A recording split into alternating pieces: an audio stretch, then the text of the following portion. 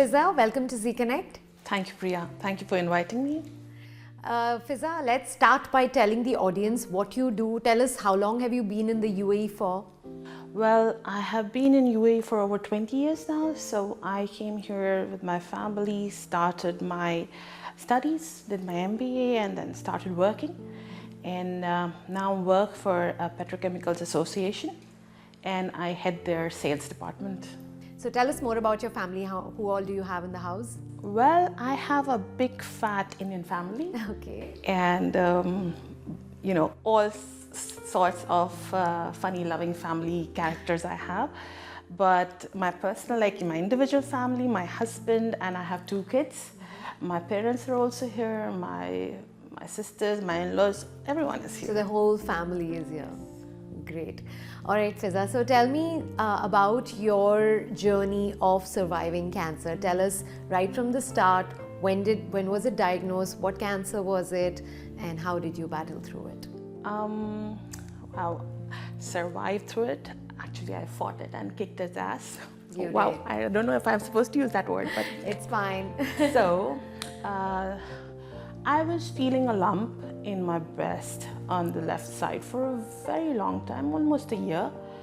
And I went to one of the gynecologists here and I got it checked.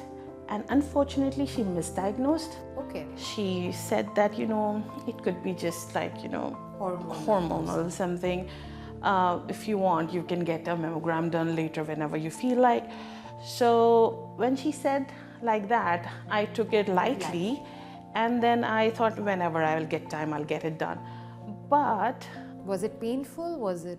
No, not at all painful. So there were no other symptoms with it? No other symptoms, no fever, no fatigue, regular life, everything. In fact, you know, generally, I had good immune system as well. Like maybe once I will get flu in a year, like regular people. And then 6 months down the line, I was in my office and one of my colleagues was going for a regular checkup in the same building where my office is. So just to get away some time from office, I said, okay, I'll tag along. Okay. And back of my mind, because my father happens to be a doctor, I was a kid and I overheard him speaking to somebody on the phone and he said, if a lump or a cyst is not hurting, it is more dangerous. Yes. So that was, you know, ticking in my mind. So I thought, might as well, let's get a checkup done. And that checkup opened the Pandora box for me. So I got an ultrasound done, and in an ultrasound, it did not, you know, the image of it was not good to the doctors. So they said, let's get an MRI done. And just day after I did an MRI, where it was, you know, it was caught on the cameras that it is malignant. Mm-hmm. So that is the time I came to know about my breast cancer. And then I was like, wow, you know, suddenly hit with such a big news, a big drama happening in the family. Everyone started crying and, you know, having all the tension bar going up. And I was now worried that should I think about myself or should I think about the people around me? Yeah. So then we went to the doctors and let's say, okay, let's take the next step, what we have to do. To ho gaya jo hona tha. So they said, we have to take another CT scan and PET scan. I was like, no, I have done the MRI. MRI it's not a very, you know, pleasureful, you know, experience. Process, yeah. You have to be in a machine for 45 minutes with crazy noise and everything. They said, no, we need to see if it has metastasized. I was like, what is that? Yeah. They said, we need to understand that if it has gone from one organ to another. Yeah. So in between this and my results coming in, there was a weekend. So that was the time when I panicked. I was like worried, what if? So the next Monday, I come to know, wow, like in Dubai, it happens, 1+1 bonanza. I had 1+1. I had a breast cancer and a thyroid cancer. Oh my God. And I was like, wow, like, you know, and this was in me for over years, like maybe 6, 7, 8 years, because it takes time to actually showing up. Oh. And once it starts showing up, that is the critical stage that you hit. So this is what the doctors told you, that it's been there for a very long time now? Because thyroid cancer is a slow growing cancer. Okay. And fortunately, my breast cancer also didn't advance. I was on, I think, stage 2 Right. But yeah, that is how I came to know. And the disease is dangerous, but the treatment is, oh my God, it's one hell of a joyride. So, What did you go through then? so with regards to the treatment, I went full 9 years. I had the chemotherapy, the operation.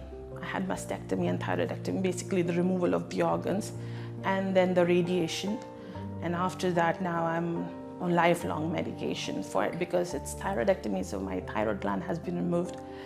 And for breast cancer also I'm on it. Fiza, I want to know about the support of your family and your colleagues, people at work, while you were going through this. With regards to support, I think I'm fortunate enough that I have an amazing, amazing, loving family. And even at work, my boss, I would name him Dr. Sadoon, he was very supportive. The support not just from my boss, but from my colleagues. And with regards to my family, my husband, my parents, and my kids. But I would mainly want to thank my husband because generally, you know, parents, it's blood. Yeah. Kids also blood. But your partner, whether it's husband or wife, sometimes I have known stories where people have literally parted ways because of this disease, because people are not able to, you know, shoulder the burden of a sick person or the expenses or the mental trauma so much. But my husband was like my shadow. The way you talk about your family as well and the support that you had throughout your journey is commendable. It's great. What is the one thing that you have learned through this cancer journey of yours? Don't worry about anything, because the things which are under your control, you will get through because they are under your control. And things which are beyond your control, you cannot do anything about it, so don't worry about anything. And just take one step at a day. Don't think what is going to happen after a year or 2 years. Don't think about the second chemo and third chemo. Just take one step. Just take one chemo at a time. Just take one radiation at a time. And be a fighter. Wonderful.